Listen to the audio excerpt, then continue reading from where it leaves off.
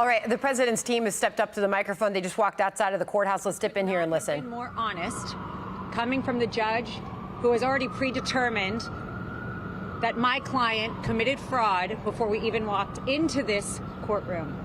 I'm not here to hear what he has to say. Then why exactly am I being paid as an attorney, and why exactly are taxpayer dollars being used in this courtroom?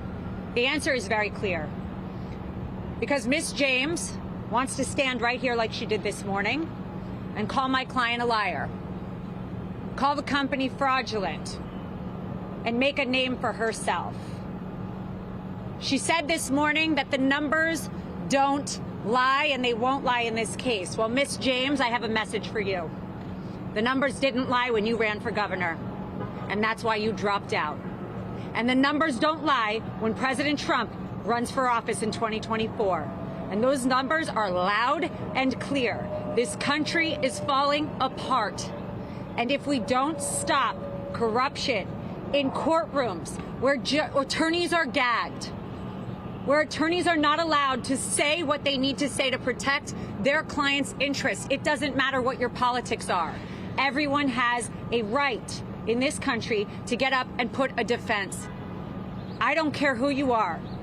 You have a right to hire a lawyer who can put objections on the record. You have a right to hire a lawyer who can stand up and say something when they see something wrong.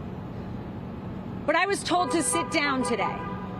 I was yelled at, and I've had a judge who is unhinged slamming a table. Let me be very clear. I don't tolerate that in my life. I'm not going to tolerate it here. And you know what? You shouldn't either. Because not every American citizen gets a camera and a microphone. And what I'm seeing is such a demise of American judicial system and democracy. Ms. James came out this morning and said that she knew Mr. Trump, and she always calls him Mr. Trump because it kills her that he was the president. But the 45th president of this country, one of the best presidents we've had, has built a great company. It's worth a ton more than that statement of financial condition. And she doesn't know how to get out of it because her politics won't allow her. She calls him a bully. She says he's going to bring out racial slurs. He's going to say things today and taunt her. Well, Miss James, you taunted him. Before you came into office, before you saw one record, one statement of financial condition, you taunted him. You said his administration was too male and too pale. Those are her words. She said that she and Michael Cohen were going to be his biggest nightmare. Well, I have some news for you, Miss James. Michael Cohen folded, lied, and crumbled. Your star witness, along with all the DAs and corrupt AGs, need to be paying attention to what happens when you let us take the stand, when you let my client speak the truth, and the judge can tell me to sit down, and he can try and shorten my client's testimony, but it is loud and clear. They've got nothing. They've got nothing but their politics. She's got nothing but her Soros backing, which we discovered recently. And I am sick and tired of seeing it. Pay attention, America. Pay attention.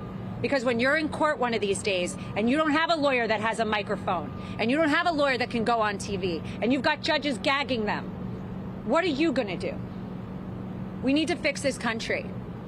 And we need to stop what is happening in this courtroom.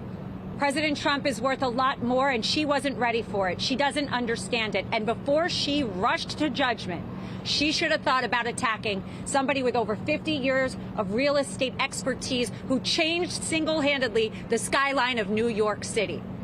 She picked the wrong person, and her politics will fail for it. Are you concerned by the judge's statement that President Trump's longer answers, that he draws negative inferences from those longer answers? So let's be clear about why the judge said that. The judge doesn't like when President Trump explains what actually happened because it's not good for his narrative. This is a judge who clearly has an issue. If you've seen his behavior with me, you've seen his behavior with the president today. He has a clear issue with facts that are not good for the case because he already predetermined, and I want everyone to understand, this is, yes, we do not have a jury. Yes, we do not have a lot of things that we should because they brought it under Section 6312.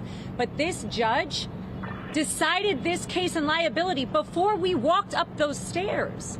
I didn't have a shot. So right now we're sitting here doing a whole dance, and the only thing they want are facts that are bad for Trump. That's why he's silencing him. That's why he's telling him short answers, and that's why he's clearly enraged. His face is red. He came in hot, and he doesn't know how to handle him. Knowing the judge is the one who will decide the penalties, have you urged your client, President Trump, to keep his answers more concise based on the judge's urging? If my client was worried about people's penalties on him, and that's supposed to silence his right to free speech and his right to take a stand and explain, then I wouldn't want to represent him. My client's done nothing wrong. His answer should be full, and if they try and silence him, the record will reflect that, and we'll deal with it on appeal. Yes. Anything else? Why did the president plead the fifth last year if he's willing to testify today? So everything is done strategically. I can't get into that. The truth of the matter is, the fifth was done in an EUO, which is a special proceeding. Once they brought the case, we decided it was better to fight the facts. But frankly, I never thought that she would bring the case, because once you see what his actual values are, you see that there's no there. But, you know, she gets a lot of attention from this. You all are sitting out here. She comes out. She calls him a liar.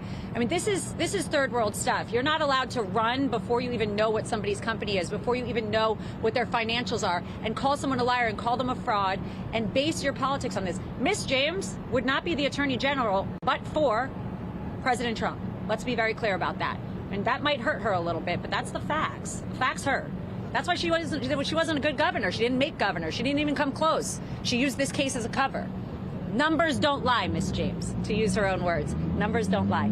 Anything else? Thank you, everybody. Thank you.